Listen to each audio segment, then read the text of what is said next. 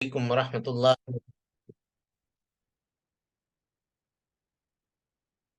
إن الحمد لله نحمده ونستعينه ونستغفره ونعوذ بالله من شرور أنفسنا ومن سيئات أعمالنا. من يهده الله فلا مضل له ومن يضلل فلا هادي له، وأشهد أن لا إله إلا الله وحده لا شريك له، وأشهد أن محمدا عبده ورسوله. أما بعد، فإن خير الحديث كتاب الله، وخير الهدي هدي محمد صلى الله عليه وسلم، وشر الأمور محدثاتها، وكل محدثة بدعة، وكل بدعة ضلالة، وكل ضلالة في النار. محترم حاضرین، سامعین و سامعات، رسالہ نواقض الاسلام کے اس درس میں آپ تمام حضرات خیر مقدم ہے۔ اللہ رب العالمین ہم سب کے مل بیٹھنے کو قبول فرمائے، علم دین، علم نافع سیکھنے، اس کے مطابق عمل کرنے، اس کی دعوت عام کرنے، اور اس راستے میں آنے والی مصیبتوں کے اوپر اللہ رب العالمین ہم سب کو صبر کی توفیق نصیب فرمائے۔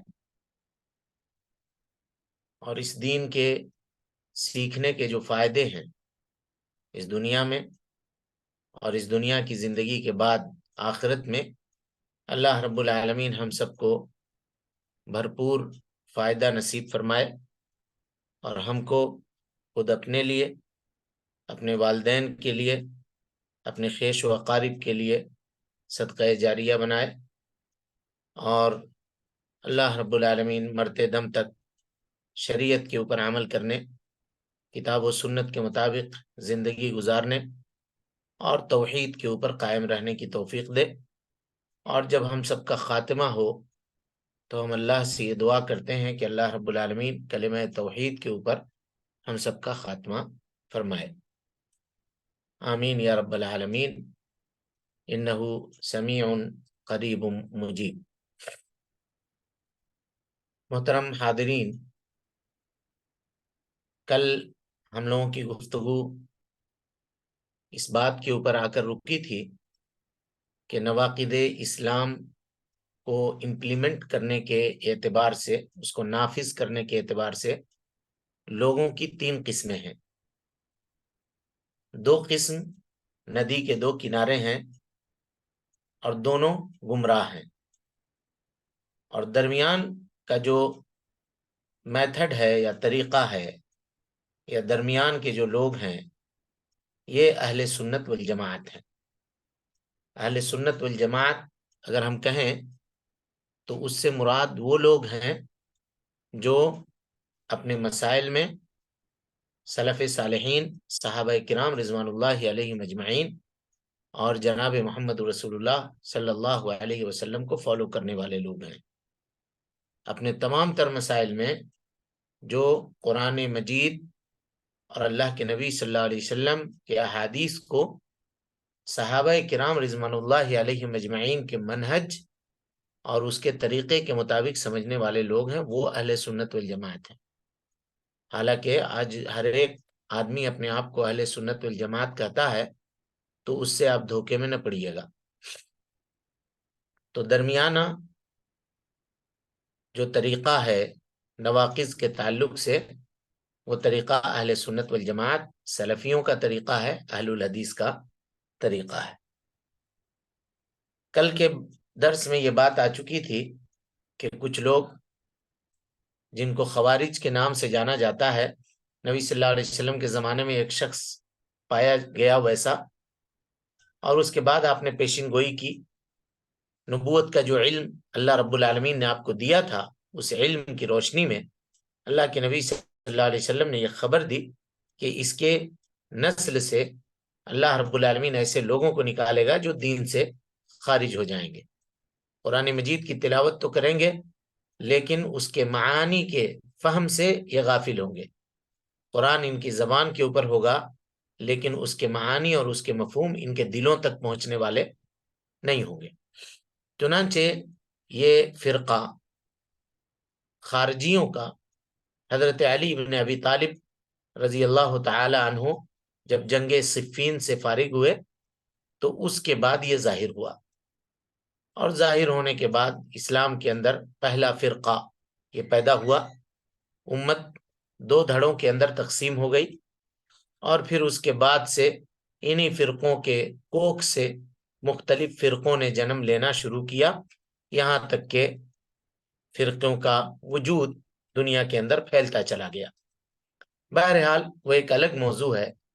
تو خوارج کے تعلق سے کل بات آ چکی تھی کہ یہ لوگ اہل اسلام کو، کلمہ گو لوگوں کو بغیر کسی تثبت کے، یہ لوگ کیا کہتے ہیں، بغیر کسی تحقیق کے ان کے اوپر کفر کا فتویٰ لگاتے ہیں اور ان کے خون کو حلال سمجھتے ہیں، ان کے ساتھ قتال کرتے ہیں۔ حالانکہ معاملہ ایسا نہیں ہے۔ کتاب و سنت کے نصوص میں جہاں کہیں بھی شرک کا تذکرہ کیا گیا ہے تو اس کی دو قسمیں ہیں، شرک اکبر اور شرک اصغر۔ اسی طرح سے جہاں کہیں کفر کا تذکرہ کیا گیا ہے تو اس کے بھی دو قسمیں ہیں، کفر اصغر اور کفر اکبر، اور دونوں میں فرق ہے۔ شرک اصغر یا کفر اکبر یہ انسان کو دائرہ اسلام سے خارج کر دیتے ہیں، اس کے اسلام کو ڈھا دیتے ہیں، لیکن اس کے لیے بھی کچھ شروط ہیں جو ہم ابھی آپ کے سامنے رکھیں گے۔ یعنی ہر کس و ناکس کو، ہر آدمی کو، ہما شما کو یہ اختیار نہیں ہے کہ وہ یہ کہتا پھرے کہ فلاں فلاں ہے، فلاں فلاں ہے، ہرگز نہیں۔ یہ اختیار کب ہے، کیسے ہے، اس کے کیا شروط ہیں، اس کے کیا ضوابط ہیں، اس کے کیا قاعدے ہیں، اس کے کیا قانون ہیں، وہ ہم آپ کے سامنے تفصیل سے بیان کریں گے انشاءاللہ۔ تو خوارج کفر اصغر، کفر اکبر، شرک اصغر، شرک اکبر میں کوئی فرق نہیں کرتے۔ وہ کہتے ہیں کہ کفر ہو، کوئی بھی مخالفت اگر اللہ کی جا رہی ہے اور اس کے رسول کی جا رہی ہے، اگرچہ وہ کبیرہ گناہ کیوں نہ ہو، تو وہ آدمی دائرہ اسلام سے خارج ہے، اور اگر مر گیا تو مرنے کے بعد دائمی جہنمی ہے، کہ وہ کبھی جنت میں نہیں جائے گا۔ اور ہم نے کل بتلایا تھا کہ ان لوگوں نے یہ معاملہ کہاں سے اخذ کیا، کیسے سیکھا، تو کہا کہ قرآن اور حدیث کی وہ چیزیں، وہ دلائل جس کے اندر اللہ رب العالمین کے عذاب کا تذکرہ ہے، اللہ تعالیٰ نے جہاں پہ لوگوں کے ساتھ وعید کا ذکر کیا ہے، ان لوگوں نے ان نصوص کو لینا شروع کیا، اور ان میں کچھ آیتیں ایسی تھیں جو کفار و مشرکین کے تعلق سے نازل ہوئی تھی، ان کو کلمہ گو مسلمانوں کے اوپر، کلمہ گو بھائیوں کے اوپر کیا، فٹ کرنا شروع کیا۔ یہ ان کی گمراہی ہوئی۔ ان کے مقابلے میں دیکھیے، جب بھی کوئی ایکسٹریم لیول پہ جاتا ہے نا، کسی بھی معاملے میں انتہائی درجے کو پہنچنے کی کوشش کرتا ہے، تو اس کے مقابلے میں کوئی ایسا ضرور آئے گا جو ایک دم لوور درجے کو پہنچے، ایک دم نچلے طبقے کو چلا جائے۔ یہاں بھی سیم وہی معاملہ ہوا۔ جب ان لوگوں نے کبیرہ گناہوں کی پاداش میں لوگوں کو کافر کہنا شروع کیا، تو ان کے مقابلے میں ایک فرقہ پیدا ہوا جس کو مرجیہ کے نام سے جانا جاتا ہے۔ یہ مرجیہ کیا کہتے ہیں؟ کہتے ہیں کہ ایمان انسان کے دل میں ہوتا ہے، ایمان انسان کے دل میں ہوتا ہے، اور اگر کسی کے دل میں ایمان ہے تو اس کو عمل کی کوئی ضرورت نہیں ہے۔ کتنا خطرناک مذہب ہے یہ دیکھیے۔ کا زبان سے اگر لا الہ الا اللہ کہہ دیتے ہو تم، اور دل کے اندر تمہارا لا الہ الا اللہ ہے، تو اب اس کے بعد چوری کرو، شراب پیو، نماز پڑھو چاہے نہ پڑھو، ہاں جو جی میں آئے وہ کرو، ایک دم پکے مسلمان رہو گے۔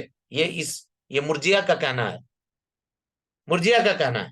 اور وہ کہتے ہیں کہ جس طرح سے کفر کے ہوتے ہوئے کوئی نیکی انسان کو فائدہ نہیں دے سکتی ہے، ٹھیک اسی طریقے سے ایمان کے ہوتے ہوئے کوئی گناہ اس کو نقصان نہیں پہنچا سکتی، یعنی کسی گناہ کا اس کے ایمان کے اوپر کوئی اثر نہیں ہوگا۔ بالکل اسی طرح سے کہ جب آدمی کفر کے اوپر ہے تو چاہے وہ جتنی بھی نیکیاں کر لے، نیکی ناقابل قبول ہوگی، اور اس کے کفر کی وجہ سے اس کو کوئی فائدہ نہیں ہوگا۔ کہ اسی طریقے سے اگر آدمی ایماندار ہے تو چاہے وہ جتنا چاہے گناہ کر لے، ہاں جتنا چاہے پاپ کر لے، اس کے ایمان میں کوئی فرق پڑنے والا نہیں ہوگا۔ ان کی اصلیت کیا ہوئی جی؟ یہ لوگ کیسے ایسا گمراہ ہوئے؟ تو کہتے ہیں یہ لوگ گمراہ ہوئے، ان لوگوں نے اللہ رب العالمین کے مغفرت اور رحمت کا جو وعدہ ہے نا، صرف انہی آیتوں کو، انہی حدیثوں کو لیا۔ ان لوگوں نے عذاب کی آیتوں کو لیا، صرف عذاب کی آیتوں کو لیا، گمراہ ہو گئے۔ یہ لوگ جو تھے، انہوں نے صرف اللہ رب العالمین کی رحمت کے اوپر، اس کی مغفرت کے اوپر دلالت کرنے والی آیتیں اور جو احادیث تھی، ان سے ان لوگوں نے دلیل پکڑنے کی کوشش کی۔ نتیجہ یہ ہوا کہ یہ لوگ بھی گمراہ ہو گئے، اور یہ دونوں کے دونوں ندی کے دو کنارے ہو گئے، دو کنارے ہو گئے۔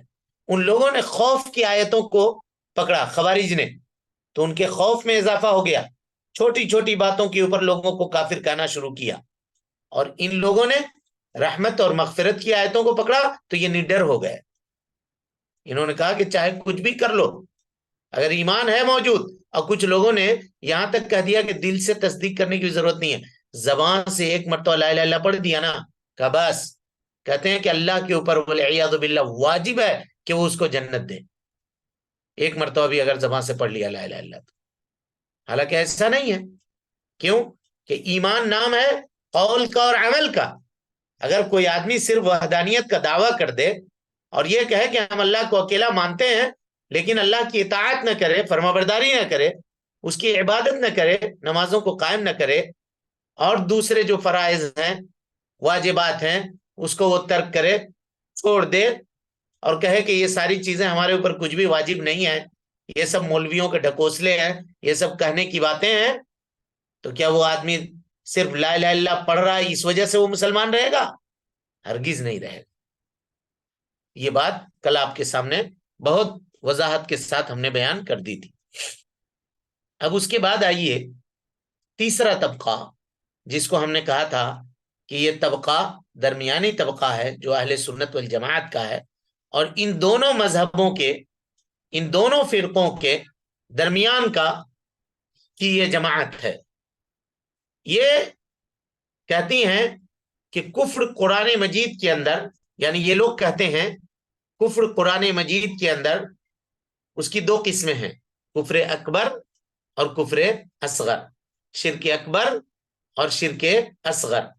وہ گناہ جو کفر اکبر کے درجہ تک نہیں پہنچتے یا شرک اکبر کے درجہ تک نہیں پہنچتے ہیں، اگر کوئی بندہ اس کو کرتا ہے تو اس کے اسلام کے اندر نقص اور کمی تو ہے، لیکن وہ آدمی دائرہ اسلام سے خارج نہیں ہوگا، دائرہ اسلام سے خارج نہیں ہوگا۔ ہاں، اس کے اس عمل کے حساب سے اس کے اسلام کے اندر کمی واقع ہوگی، جیسے ایمان بڑھتا بھی ہے اور ایمان گھٹتا بھی ہے۔ جی آپ سب کو معلوم ہے، نیکی کرنے سے ایمان کے اندر اضافہ ہوتا ہے، اور گناہ کرنے سے ایمان کے اندر نقص اور کمی ہوتی ہے، یہ سب کو معلوم ہے۔ کچھ لوگ یہ کہتے ہیں کہ نہیں، ایمان میں کمی اور زیادتی نہیں ہوتی، یہی یہ مرجئہ کہتے ہیں، اور ایک قول میں حنفیہ کا بھی یہی فتویٰ ہے، اسی لیے ان کو مرجئۃ الفقہاء کہا جاتا ہے۔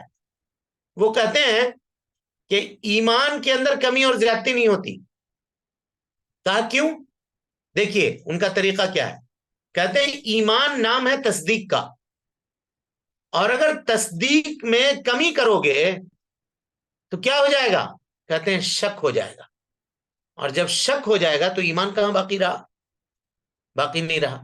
حالانکہ ان کو یہ جاننا چاہیے کہ اگر اس طریقے پہ معاملہ کیا جائے کہ ایمان نام ہے یقین کا، اور یقین میں کمی ہوگی تو شک ہو جائے گا، تو پھر ان کو کہنا چاہیے کہ حضرت ابراہیم علیہ الصلوۃ والسلام نے اللہ تعالیٰ سے کیا کہا؟ کہا ربی ارینی کیف تحیی الموتى، اے اللہ ہم یہ دیکھنا چاہتے ہیں کہ تم مردوں کو کیسے زندہ کرے گا۔ اللہ تعالیٰ نے کیا کہا؟ اولم تؤمن، کیا تم کو اس بات کے اوپر ایمان نہیں ہے؟ کہا بلا، اے اللہ ایمان تو ہے، ولیکن لیطمئن قلبی، لیکن اگر آنکھ سے دیکھ لیں گے معاملے کو تو اور مزید ہمارے ایمان میں اضافہ ہو جائے گا۔ پتہ یہ چلا کہ ایمان کے بھی درجات ہیں جی، درجات ہیں، ایک جگہ پہ نہیں رہتا جیسے یہ لوگ کہہ رہے ہیں اور ان لوگوں نے یہ کہہ کر کے نتیجہ یہ نکالا کہ ایمان میں عمل نہیں ہے. چنانچہ امت کے لیے گمراہی کا ایک بہت بڑا دروازہ ان لوگوں نے کھول دیا کہ چاہے جتنا گناہ کر لو، جو پاپ کرنا ہے کر لو، ایک دم پکے مسلمان رہو گے، تمہارے ایمان میں کوئی کمی واقع نہیں ہوگی. کتنا خطرناک نظریہ ہے. دیکھیے اب کسی چور کو چوری سے توبہ کرنے کی کیا ضرورت ہے اس عقیدے کے مطابق؟ کسی شرابی کو شراب پینے سے توبہ کرنے سے کیا ضرورت ہے اگر اسی عقیدے کو مانیں گے اور کہیں گے کہ کہتے ہیں کہ لا ينقص الاسلام من المعصیہ، معصیت کرنے سے اسلام کے اندر، ایمان کے اندر کوئی کمی واقع نہیں ہوتی ہے. اگر ایسا کہا جائے تو پھر کسی کو گناہ چھوڑنے اور ترک کرنے کی کیا ضرورت ہے؟ ان لوگوں نے یہ کہہ کر کے گناہگاروں کو جری کر دیا، نڈر بنا دیا. حالانکہ معاملہ یہ نہیں ہے بھائی، یقین کے بھی درجات ہوتے ہیں. اب غور کیجئے، اس کی ایک مثال لیجئے، مثال کے طور پر اگر آپ مجھے سچا سمجھتے ہیں، ایک مثال دے رہا ہوں، تو میں آپ کے سامنے اس وقت اگر یہ خبر دوں کہ اس وقت میرے پاس دنیا کی سب سے بہترین عطر موجود ہے، مثال دے رہا ہوں کہ اگر میں آپ سے یہ کہوں تو آپ مجھے اگر سچا سمجھتے ہیں تو آپ یقین کر لیں گے کہ ہاں، اگر کہہ رہے ہیں تو مدرس اگر یہ کہہ رہے ہیں تو ہو سکتا ہے ان کے پاس عطر ہوگی بھائی. لیکن میں کیا کروں، عطر کی شیشی نکال کر کے کیمرہ آن کر کے ابھی آپ کو دکھلا دوں یہاں پہ کہ دیکھیے یہ شیشی ہے عطر کی، یہ کمپنی ہے، یہ لیول ہے. جس وقت میں نے زبان سے کہا تھا اور جس وقت آپ کو میں نے شیشی دکھلا دی ہے، وہ دونوں کے یقین میں فرق ہوا نہیں ہوا؟ پہلے کا جو معاملہ تھا وہ صرف یقین تھا، اس لیے کہ آپ مجھ کو سچا مانتے ہیں. اور دوسرا جب آپ نے آنکھ سے اس کو دیکھ لیا تو آپ کو عین الیقین حاصل ہو گیا. اور اگر یہ درس آن لائن نہیں ہوتا، آف لائن ہوتا، اور آپ لوگوں میں سے کسی شخص کو میں بلاتا کہ عبداللہ ادھر آؤ، آپ آتے اور میں آپ کے ہاتھ میں وہ عطر کی شیشی لگا دیتا، عطر کی شیشی سے عطر لگا دیتا اور اس کو آپ سونگھ لیتے تو کہتے واقعی آپ کہہ رہے تھے مدرس جو بات تھا، یقیناً آپ صحیح کہہ رہے تھے. اب آپ سوچئے، جس وقت میں نے کہا تھا صرف شیشی دکھائی نہیں تھی آپ کو، اس وقت کے یقین میں، جب آپ نے بوتل دیکھا اس وقت کے یقین میں، اور جب اس کو آپ نے برت لیا، استعمال کر لیا، اس وقت کے یقین میں فرق ہوا یا نہیں ہوا؟ بولیے. تو یہی یقین کے درجات ہیں. آدمی جس قدر عمل کرتا چلا جائے گا اس کے ایمان کے اندر ویسا اضافہ ہوتا چلا جائے گا.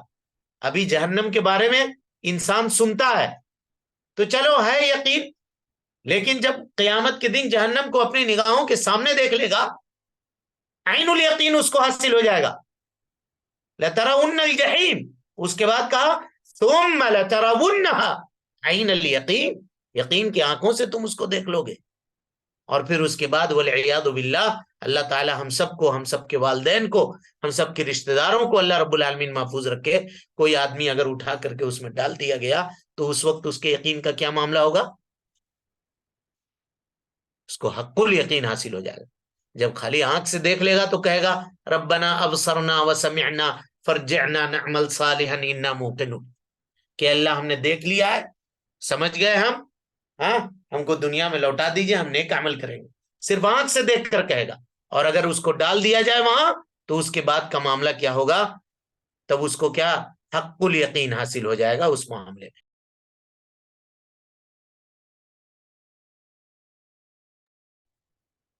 جی، تو اس سے یہ پتا چلا کہ ایمان کے بھی درجات ہوتے ہیں اور اس میں کمی اور بیشی بھی ہوتی ہے.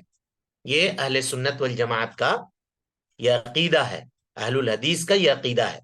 ان لوگوں کے عقیدے سے ہٹ کر کے یہ کہتے ہیں کہ ایمان کے اندر عمل نہیں ہے نا، اور اس کی مثال سے ہم نے اس کی وضاحت آپ کے سامنے کر دی ہے.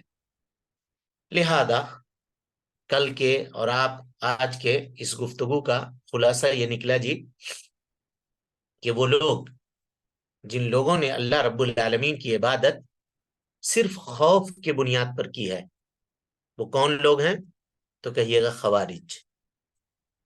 اور وہ لوگ جنہوں نے رب العالمین کی عبادت، جنہوں نے اللہ رب العالمین کی عبادت صرف رجا، امید کی بنیاد کے اوپر کی ہے، وہ لوگ ہیں مرجیہ، یا جس کو آپ مرجئی بھی کہہ سکتے ہیں. اور جو اللہ رب العالمین کی عبادت صرف محبت کی بنیاد پر کرتا ہے کہ ہم کو اللہ تعالیٰ سے محبت ہے، وہ صوفی ہے. کیا ہے؟ صوفی ہے. کچھ لوگوں کو آپ کہتے ہوئے سنیے گا کہ یہ کیا ہے، اب اللہ سے سودا کریں گے جنت اور جہنم کا؟ ہماری عبادتیں اتنی سستی نہیں ہیں کہ ہم اس کو جنت و جہنم کے لیے کریں. ہم کو تو اللہ سے محبت ہے، اس لیے ہم عبادت کرتے ہیں. قسم اللہ کی وہ عبادت کرنے والا نہیں ہوگا، اس کی عبادت قابل قبول نہیں ہوگی. اور جو آدمی یہ کہے کہ ہم عبادت صرف اس لیے کرتے ہیں کہ ہم کو اللہ کا خوف ہے، صرف جہنم سے ڈرتے ہیں اس لیے عبادت کرتے ہیں، وہ بھی عبادت گزار نہیں ہوا. اور جو آدمی یہ کہے کہ ہم صرف عبادت اس لیے کرتے ہیں کہ ہم کو جنت کی طلب ہے، جنت کی چاہت ہے، اس لیے ہم عبادت کرتے ہیں، تو کہیے گا تم بھی عبادت کرنے والے نہیں ہوئے. تو عبادت کے لیے ان تین چیزوں کا پایا جانا ضروری ہے: محبت، اس کے ساتھ ساتھ خوف، اور اس کے ساتھ ساتھ امید جس کو رجا. یہ تینوں چیزیں بیک وقت اگر کسی کے دل میں موجود تب اس کا کیا گیا عمل وہ عبادت ہوگا، ورنہ عبادت نہیں ہوگا. اور اس کی دلیل جان لیجئے جی. اللہ رب العالمین نے قرآن مجید میں سب سے پہلی سورت جو ہے اس کے اندر اس کو بیان کیا ہے. اللہ تعالیٰ فرماتا ہے الحمدللہ رب العالمین، تمام تعریف اللہ رب العالمین کے لیے ہے جو سارے جہان کا رب ہے. الحمدللہ رب العالمین. اور اس کے بعد کہا الرحمن الرحیم، الرحمن الرحیم. غور کیجئے، الحمدللہ رب العالمین، اللہ ہمارا رب ہے، وہ ہمارے اوپر احسانات کر رہا ہے، ہم کو نعمتوں سے نواز رہا ہے. جو ہمارے اوپر احسانات کر رہا ہے، جو ہم کو نعمتوں سے نواز رہا ہے، جس نے صحت عطا کی ہے، جس نے طاقت و قوت عطا کی ہے، جس نے زمین کو ہمارے لیے فرش بنایا، آسمان کو ہمارے لیے چھت بنایا، ہماری روزی کا انتظام کیا، ہم سب کے کھانے پینے کا انتظام کیا، ہوا بنائی تاکہ ہم سانس لے سکیں، کیا وہ اس کے احسانات نہیں ہیں؟ یہ اس کے احسانات ہیں. اور جو جس کے اوپر احسان کرتا ہے تو انسان اپنے احسان کرنے والے سے محبت کرتا ہے. تو الحمدللہ رب العالمین، یہ رب العالمین کے محبت کی دلیل ہوئی. اور اس کے بعد آئیے آگے، اللہ کہتا ہے الرحمن الرحیم، اللہ رب العالمین بڑا مہربان ہے، نہایت رحم کرنے والا ہے، اور اس کی رحمت کی دریا جس جگہ پہ بہے گی اور بہتی ہے وہ مقام جنت ہے. لہذا الرحمن الرحیم کہہ کے جنت کے طلب کو انسان کے دل میں جگایا گیا، اس کی خواہش پیدا کی گئی.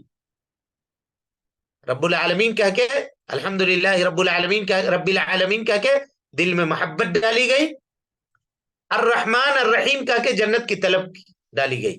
اور اس کے بعد کہا مالک یوم الدین، یوم آخرت کا تذکرہ ہے، اس کی ہولناکیوں کا تذکرہ ہے، جہنم کا تذکرہ ہے. یہ سن کر کے آدمی کے دل کے اندر خوف پیدا ہوگا جہنم کا. قیامت کو کے بارے میں سوچے گا، یا ایھا الناس اتقوا ربکم ان زلزلۃ الساعۃ شیء عظیم یوم ترونها تذهل كل مرضعة عما ارضعت وتضع كل ذات حمل حملها وترى الناس سكارى وما هم بسكارى ولكن عذاب الله شدید. اللہ کا عذاب اتنا سخت ہوگا قیامت کے دن کہ لوگوں کے ہوش اڑ جائیں گے، اور دودھ پلانے والی عورت اپنے بچے سے غافل ہو جائے گی، حاملہ عورتوں کے حمل ساقط ہو جائیں گے، لوگ نشے کے اندر ہوں گے لیکن انہوں نے کوئی شراب نہیں پی ہوگی. اللہ کا عذاب اتنا سخت ہوگا کہ وہ حواس باختہ ہو گئے ہوں گے، دماغ ان کا کام کرنا چھوڑ دیا ہوگا، پگلا گئے ہوں گے لوگ اللہ تعالیٰ کے عذاب کو دیکھ کر کے. تو مالک یوم الدین کہہ کے یہ منظر ہمارے نگاہوں کے سامنے لایا گیا تاکہ ہم ڈریں اس دن سے.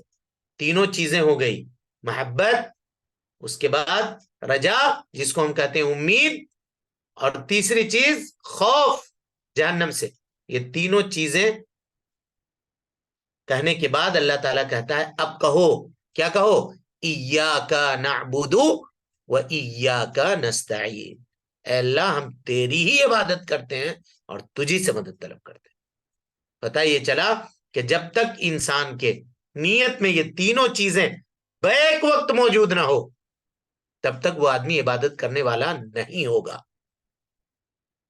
امید ہے کہ اس بات کو آپ لوگ سمجھ گئے ہوں گے، خوب اچھی طریقے سے جان گئے ہوں گے۔ تو ان لوگوں کے گمراہ ہونے کے جو وجوہات تھے اس کو ہم نے آپ کے سامنے بیان کر دیا۔ اب اس کے بعد آئیے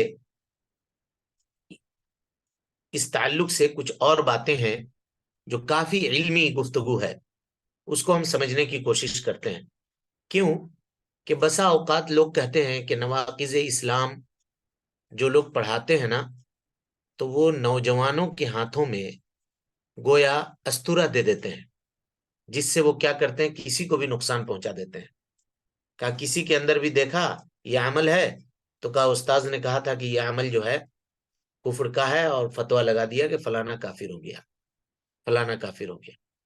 تو ایسا نہیں ہے معاملہ، اس کو غور سے سنیے اور اس کو ایک دم سمجھنے کی کوشش کیجئے پوائنٹ ٹو پوائنٹ، تاکہ اس میں شیطان آپ کو بھٹکا نہ سکے اور کسی کے غلط ہتھے چڑھ کر کے آپ اپنے ایمان اور اپنے دین کو ضائع نہ کر سکیں۔ یہ زمانہ جہاں نوجوانوں نے دین کے جانب اپنی توجہ مبذول کی ہے چند لوگوں نے، تو شیاطین انس اور جن نے ان کو اچکنے کی کوشش کی۔ انٹرنیٹ میں اور دوسری چیزوں میں ایسے لوگ گفتگو کرتے ہیں یا بولتے ہیں جن کو شریعت کا پورا اور مکمل علم نہیں ہے، اور جو دوسرے کوئی خارجی فکر سے متاثر ہے، کوئی مرجعی فکر سے متاثر ہے، اور جس کا جیسا عقیدہ ہوتا ہے، جی یہ بات آپ جان لیجئے گا، اس کے قول کے اوپر، اس کے عمل کے اوپر اس کا اثر پڑتا ہے۔ عقیدے کا اثر پڑتا ہے اس کے قول کے اوپر، اس کے عمل کے اوپر۔ ہم لوگ سمجھتے ہیں کہ عقیدہ بس ایسے ہی ہے، ایسا نہیں ہے۔ عقیدے کا اثر اس کے قول اور اس کے عمل کے اوپر ہوتا ہے۔ اسی لیے اہل علم یہ کہتے ہیں کہ تم مبتدعہ کے، بدعتیوں کے مجلس میں نہ بیٹھا کرو، کیونکہ ہو سکتا ہے کوئی ایسی بات ملمہ سازی کر کے لوہا کے اوپر چاندی کا ورق چڑھا کر کے تم کو وہ دے دے، اور تم اس کو سمجھو کہ یہ تو چاندی ہے لیکن اصل میں وہ تمہارے دین اور ایمان کا سودا کر لیا۔ ایسا نہیں ہونا چاہیے۔ لہذا جتنے بھی محدثین ہیں انہوں نے اپنے اساتذہ کا جب تذکرہ کیا تو اس میں ان کے عقیدے کا بھی ذکر کیا۔ کہا کہ ہم نے جن سے علم حاصل کیا ہے، ہمارے جو اساتذہ ہیں، ان کا عقیدہ یہ تھا، تاکہ آپ کو پتہ چلے کہ میں نے جن سے علم لیا ہے، جن سے سیکھا ہے، انہی کے عقیدے کو ہم فالو کرنے والے لوگ ہیں۔ تو عقیدے کا اثر ہوتا ہے۔ ہم لوگوں کا معاملہ یہ ہے کہ آج سہولت ہے، بڑی آسانی ہے، ہر آدمی انٹرنیٹ پہ سرچ کرنے کی طاقت رکھتا ہے، اور ہما شما کسی کا بھی موضوع پتہ نہیں لکھنے والا کون ہے، ہو سکتا ہے کہ وہ کوئی دہریہ ہو سکتا ہے کہ وہ اللہ کا انکار کرنے والا ہو، اسلامی لبادہ، اسلامی نام اس نے رکھا ہو، اور اس کا موضوع پڑھ لیا، اس کی تشریحات پڑھ لی بغیر کسی عالم سے سمجھے، اور اس کو لوگوں کے سامنے بیان کر دیا، اس کو فٹ کر دیا، اس کو آگے شیئر کر دیا۔ اس سے بچنا چاہیے۔ یہ قول علی اللہ بغیر علم ہے، اللہ کے اوپر بغیر علم کے کوئی بات کہنا یہ کبیرہ گناہوں میں سے بڑا گناہ ہے، اور اس سے انسان کو چاہیے کہ وہ اجتناب کرے۔ اب آئیے اس بات کو جس کے جانب ہم آپ کی توجہ مبذول کرانا چاہتے ہیں اس کو دیکھتے ہیں۔ سب سے پہلا پوائنٹ یہ ہے کہ علماء کا اس بات کے اوپر اتفاق ہے کہ جو آدمی شہادتین کا اقرار کرنے والا ہے، اشہد ان لا الہ الا اللہ و اشہد ان محمدن عبدہ و رسولہ، اس کا اقرار کرنے والا کوئی آدمی ہے جی، تو وہ آدمی مسلمان ہے۔ یہی بات اس کے حق میں ثابت شدہ ہے کہ وہ آدمی کیا ہے۔ خوب غور سے سنیے گا، آدھا سن کے فیصلہ نہیں کیجیے گا، پوری بات سنیے گا۔ ہاں، تو وہ کیا ہے؟ مسلمان ہے۔ علماء کا اس بات کے اوپر اتفاق ہے کہ جو بھی کوئی شخص لا الہ الا اللہ محمد رسول اللہ کا اقرار کرنے والا ہے وہ آدمی مسلمان ہے۔ یہی یقینی بات ہے اس کے تعلق سے، ٹھیک ہے؟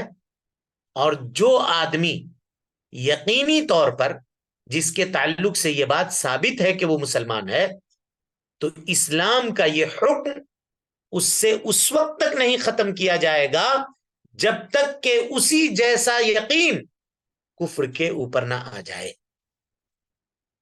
کفر کے اوپر نہ آ جائے۔ کوئی آدمی یہ کہے کہ فلاں کے اوپر ہم کو شک لگتا ہے، آدمی مناسب نہیں ہے، تو کیا شک کی بنیاد پر اس کو کوئی دائرہ اسلام سے خارج کر سکتا ہے؟ نہیں کر سکتا ہے۔ جب شک واقع ہوگا کسی معاملے میں تو ہم اس کو کیا کریں گے؟ یقین کی طرف پلٹائیں گے۔ یہ فقہی قاعدہ ہے جی، کہا الیقین لا یزول بالشک، جو چیز یقین سے ثابت ہے اس کو ختم کرنے کے لیے ویسا ہی یقین لانا پڑے گا۔ اس کی ایک مثال سمجھیے، ہم میں سے کسی کو یہ یاد ہے کہ ہم نے وضو کیا ہے اور عصر کی نماز ادا کی ہے، ایک مثال دے رہا ہوں، یہ یاد ہے، یہ پکا ہے، لیکن ہم کو شک ہو رہا ہے کہ پتہ نہیں وضو اس کے بعد ہمارا باقی ہے یا وضو ٹوٹ گیا ہے، تو اس کو کیا کہا جائے گا؟ یہ کہا جائے گا کہ تم کو یہ یاد ہے کہ تم نے وضو کیا ہے؟ کہا ہاں بھائی، یاد کی کیا بات کر رہے ہو، عصر کی نماز ہم نے پڑھی ہے۔ اور ٹوٹنے کے بارے میں کہا نہیں، یقین نہیں ہے کہ کیا ہے، تو کیا کہیے گا؟ کہیے گا الیقین لا یزول بالشک، وضو کے ٹوٹنے کے اوپر تم کو شک ہے تو اس کا مطلب یہ ہے کہ تم اپنے یقین کو ختم کرنے کے لیے اسی جیسا یقین لانا پڑے گا جس جیسا یقین حکم کے ثبوت کے لیے موجود ہے۔ یعنی کسی آدمی کے بارے میں یہ معاملہ متحقق ہے کہ وہ لا الہ الا محمد رسول اللہ کی گواہی دینے والا ہے، تو دائرہ اسلام سے خارج کرنے والا کوئی عمل اگر آپ جانتے ہیں تو اس کے بارے میں بھی ویسے ہی یقین ہونا چاہیے جیسے اس کے کلمہ پڑھنے کے اوپر آپ کو یقین تھا۔ بصورت دیگر اگر ویسا یقین نہیں ہے، شک نہیں ہے، تو آپ شک ہے، اگر یقین نہیں ہے تو شک کی بنیاد پر اس کو دائرہ اسلام سے خارج نہیں کر سکتے۔ شک کو دور کیا جائے گا اور تکفیر سے اس کو آزاد کیا جائے گا، اس کو یہ نہیں کہا جائے گا کہ تم کافر ہو، والعیاذ باللہ۔ یہ متفق علیہ مسئلہ ہے، اس لیے کہ کسی بھی مسلمان جو معاملہ کیا جائے گا اس کے ظاہری معاملے کو ترک کے اس کے ساتھ معاملہ کیا جائے گا۔ ظاہر دل کو چیرنے کا حکم اللہ نے نہیں دیا ہے، اور کوئی کسی کا دل چیر کے بھی دیکھے گا تو اس کو وہاں کیا ملے گا؟ کیا وہ جان سکے گا کہ یہ ایمان والے کا دل ہے یا بے ایمان کا دل ہے؟ کچھ نہیں ملے گا۔ تو جس میں ہم کو اختیار نہیں ہے ہم اس میں کیوں جائیں؟ ہاں ظاہری طور پہ کھلم کھلا کوئی بات یقینی طور پہ اس کے جانب سے آتی ہے تو پھر اس کے بارے میں غور کیا جائے گا۔ میں یہ نہیں کہہ رہا ہوں کہ اس کے بارے میں آپ کفر کا فتویٰ دیتے فوراً، نہیں، ایسا نہیں ہے۔ اسی لیے میں کہوں کہ یہ پوری گفتگو جب آپ سمجھیے گا تب آپ کو بات سمجھ میں آئے گی۔ کوئی بھی آدمی جب لا الہ الا اللہ محمد رسول اللہ کا اقرار کرتا ہے تو ہم اس کے لیے اسلام کو ثابت کرتے ہیں، کہتے ہیں کہ یہ آدمی مسلمان ہے اور اسلام کے جو احکام ہیں وہ اس کے اوپر نافذ ہوں گے۔ لیکن اگر اس کے اسلام کے اوپر ہم کو شک ہوا تو ہم اصل کے طرف لوٹیں گے اور کہیں گے کہ یہ آدمی مسلمان ہے۔ اب اس کی ایک مثال لیجئے، علماء مثال بیان کرتے ہیں، کہتے ہیں کہ علماء کا اس بات کے اوپر اتفاق ہے کہ اگر کوئی مسلمانوں کا ملک ہے، مسلمانوں کی بستی ہے، وہاں اگر کوئی ایسا جنازہ لایا گیا تاکہ مسلمان اس کے اوپر نماز جنازہ ادا کریں تو اس کی نماز جنازہ ادا کی جائے گی۔ یہ نہیں کہا جائے گا کہ یہ کون تھا بھائی، ذرا بتاؤ اس کے ابا کا کیا نام تھا، کب اسلام قبول کیا، کب معاملہ کیا، یہ تحقیق کرنے کی حاجت اور ضرورت نہیں ہے، یا اس کو چیک کرنے کی ضرورت نہیں ہے کہ یہ مسلمان ہے یا نہیں۔ نہیں، مسلمانوں کے بستی میں ہے، مسلمانوں کے یہاں رہتا ہے، اور انتقال ہونے کے بعد اس کو مسلمانوں کی طرح غسل دے کے کفن دے کے جنازے کے لیے لایا گیا، تو اب پھر سوال کرنے کی گنجائش نہیں ہے، اس کی نماز جنازہ ادا کی جائے گی۔ ہاں، اس لیے نماز جنازہ پڑھنے سے انکار نہیں کیا جائے گا کہ ہو سکتا ہے کہ یہ کہیں کافر ہو، اس لیے نہیں۔ اور جو آدمی ایسا کرتا ہے وہ بدعتی ہے، مبتدع ہے، کیونکہ یہ طریقہ نہ تو صحابہ کرام کا تھا، سلف صالحین کا تھا، نہ ائمہ کرام مجتہدین اعظام کا یہ طریقہ تھا. ٹھیک ہے. اسی طریقے سے بعض مبتدعہ کے جانب سے، بدعتی لوگوں کے جانب سے آج کل کے زمانے میں اب دیکھیے گا یہ فتویٰ عام طور پہ آتا ہے کہ اگر مسلمان ملک میں بھی کوئی ذبیحہ اگر آپ کو مل رہا ہے اس وقت تک نہ کھائیے جب تک یہ آپ کو پتہ نہ چل جائے کہ اس کو ذبح کرنے والا کوئی مسلمان ہے. تحقیق کیجئے اس کے بارے میں، زید ہے کہ عمر ہے کہ کون ہے. تو علماء کہتے ہیں کہ یہ طریقہ بھی جو ہے مناسب اور درست نہیں ہے. مسلمانوں کے ملک میں آپ ہیں اور وہاں پر اگر آپ کو اس طرح سے کوئی چیزیں پیش کی جاتی ہیں تو آپ اس کو کھا سکتے ہیں، اس میں کوئی حرج کی بات نہیں ہے، کیونکہ اصل یہ ہے کہ اس کو ذبح جس نے کیا ہوگا وہ مسلمان، الا یہ کہ آپ کو شک ہو جائے یا آپ جانتے ہوں یقینی طور پر کہ نہیں یہاں پہ جو ذبح کرنے والے لوگ ہیں وہ دوسرے لوگ بھی ہوتے ہیں، کیونکہ دوسرے لوگوں کے لیے بھی صرف کیا جاتا ہے معاملہ. اور کچھ لوگ ایسے ہیں جو بغیر ذبح کے کھانا پسند کرتے ہیں، تو پھر آپ وہاں تحقیق کر سکتے ہیں. یہ بات اس جگہ کی ہو رہی ہے جو مسلمانوں، اب جیسے سعودی عرب میں ہے کوئی آدمی، اب وہاں پہ اس کے پاس ذبیحہ لایا گیا، اب وہ ہوٹل والے سے پوچھ رہا کہاں سے لائے، کون سی دکان سے لائے، ذرا بتاؤ کیا ذبح کرنے والا کون تھا، مسلمان تھا کہ نہیں تھا. ارے بھائی آپ جان رہے ہیں آپ مسلم کنٹری میں ہیں، مسلمان ملک میں ہیں، تو کیا ان سے یہ بات ہو سکتی ہے کہ وہ کسی غیر مسلم سے ذبح کروا کے لا کے آپ کو کھلا دیں؟ ایسا نہیں ہو سکتا. تو اس طرح کی چیزوں سے انسان کو شبہات کے اندر نہیں پڑنا چاہیے. تو پتہ یہ چلا جی کہ جو چیز یقین سے ثابت ہو اس کو ختم کرنے کے لیے اسی جیسے یقین کی ضرورت ہے. شیخ الاسلام ابن تیمیہ رحمۃ اللہ علیہ کہتے ہیں، اہل سنت والجماعت کے مسلک اور ان کے منہج کی وضاحت کرتے ہوئے کہتے ہیں کہ کسی بھی مسلمان کے لیے یہ روا نہیں ہے، یہ درست نہیں ہے، یہ مناسب نہیں ہے کہ وہ کسی مسلمان بھائی کی تکفیر کرے، کسی مسلمان بھائی کی تکفیر کرے. ہو سکتا ہے کسی مسلمان سے کبھی کوئی غلطی ہو گئی ہو، کبھی کوئی غلط کام اس نے کر دیا ہو، لیکن جب تک آپ اس کے اوپر حجت قائم نہیں کرتے ہیں اور اس کو صحیح راستے کی وضاحت اس کے سامنے نہیں کرتے ہیں تب تک اس کے اوپر آپ کفر کا لیبل چسپا نہیں کر سکتے ہیں. اور اس کے بعد کہتے ہیں وَمَنْ ثَبَتَ إِسْلَامُهُ بِيَقِينٍ، جس کا اسلام یقین کے ذریعے سے ثابت ہو اس کو شک کے ذریعے سے زائل نہیں کیا جائے گا، بلکہ وہ کب زائل ہوگا؟ جب اس کے اوپر حجت تمام کر دی جائے گی اور تمام شبہات کا ازالہ کر دیا جائے گا، تب جا کر کے یہ بات اس کے بارے میں کہی جائے گی. اسی طرح سے امام ابن عبد البر رحمت اللہ علیہ کہتے ہیں کہ اہل علم کے نزدیک یہ بات ثابت شدہ ہے کہ ایک آدمی جس اصل کے اوپر قائم ہے اور یقین سے اس کا وہ اصل ثابت ہے، تو جب تک اس جیسا یقین نہ آ جائے تو محض شک کی بنیاد پر اس کو دائرہ اسلام سے خارج نہیں کیا جا سکتا ہے، اس کو دائرہ اسلام سے نکالا نہیں جا سکتا ہے. سمجھ رہے ہیں؟ تو پتہ یہ چلا کہ جس کا اسلام یقینی طور پر ثابت ہو، شک کے ذریعے سے آپ اس کو اسلام کے دائرے سے نہیں نکال سکتے. اور شک میں یہ چیز بھی داخل ہے کہ پتہ نہیں اس کا دل میں کیا چل رہا ہے، زبان سے تو یہ بات کہہ رہا ہے. ہم آپ کو بتا چکے کہ ہم کو جو حکم ہے وہ ظاہری چیز کو دیکھنے کا حکم ہے. اس کے اوپر ایک حدیث دلالت کرتی ہے، دیکھیے اس حدیث کو سمجھیے غور سے.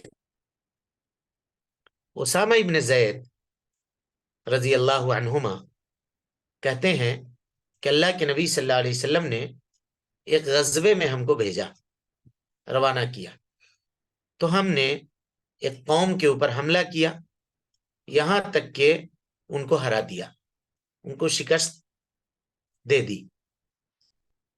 میں اور ایک انصاری نوجوان، اسامہ ابن زید کہتے ہیں کہ میں اور ایک انصاری نوجوان ان میں سے ایک آدمی کے پیچھے پڑ گئے، اور یہ جو آدمی تھا یہ لڑائی میں مسلمانوں کو بڑا شدید قتل کرنے والا آدمی تھا. جو مسلمان اس کے سامنے آ جاتا تھا اس کو یہ قتل کر دیتا تھا۔ جب اس کی قوم ہار گئی اور لوگ بھاگنا شروع کرتے ہیں تو کہتے ہیں ہم نے ہتھیار لے کر کے اس کا پیچھا کرنا شروع کیا، اور جب ہم اس کے اوپر قابو پا گئے کہ اب ہم اس کی گردن الگ کرنے ہی والے تھے، قابو پا چکے تھے، پورے طور پہ اس کے اوپر حاوی ہو گئے تھے، تو اس نے کہا لا الہ الا اللہ، لا الہ الا اللہ۔ یہ دیکھ کر کے میرے ساتھ جو انصاری صحابی تھے انہوں نے اپنا ہاتھ روک لیا، تلوار اٹھا چکے تھے، ہاتھ روک لیا، نہیں چلائے تلوار۔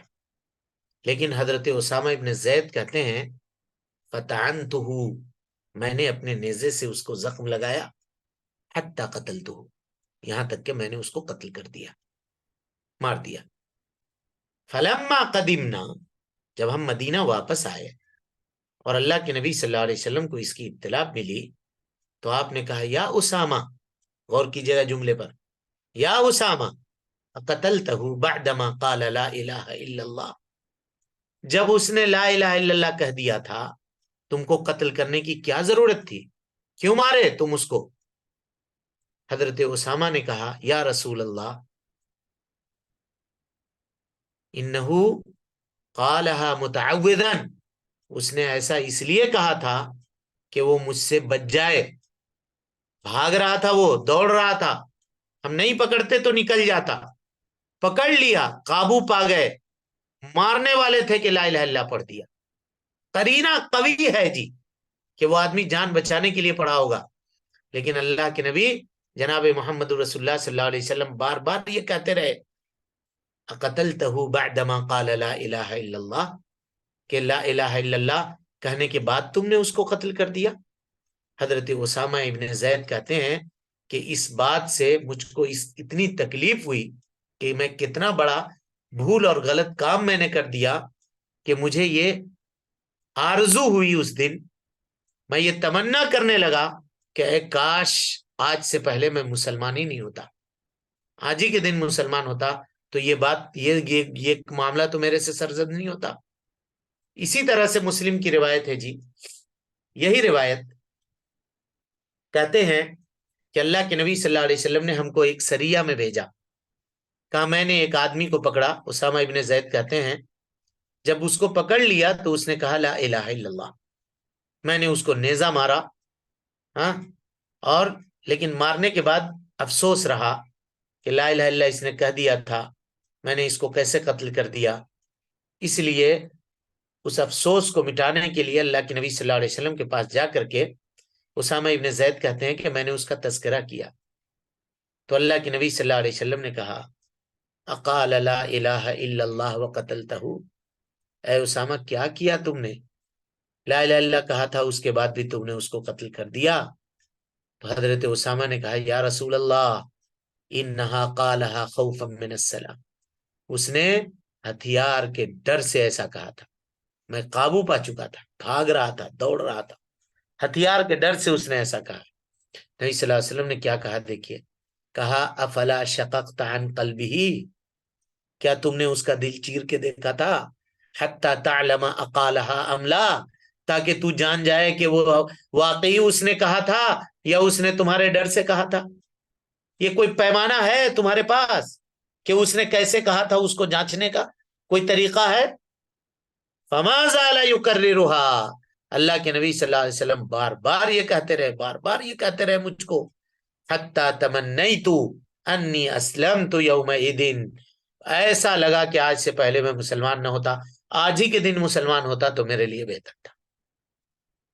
غور کیجئے، یہاں سب قرینہ موجود تھا، سب کچھ تھا، بھاگ رہا تھا، یہ دلیل نہیں تھی، پکڑ لیا یہ دلیل نہیں تھی، باوجود اس کے اس نے لا الہ الا اللہ کہہ دیا۔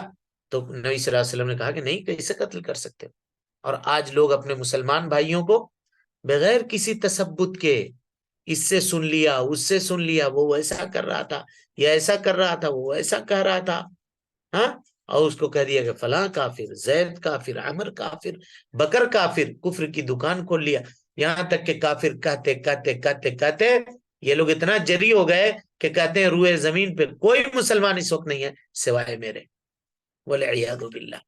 اللہ تعالیٰ اس طرح کی گمراہیوں سے ہم لوگوں کو محفوظ رکھے. تو وہ ابھی باقی ہے انشاءاللہ العزیز. پھر اگلے درس میں ہم اس کی وضاحت آپ کے سامنے کریں گے.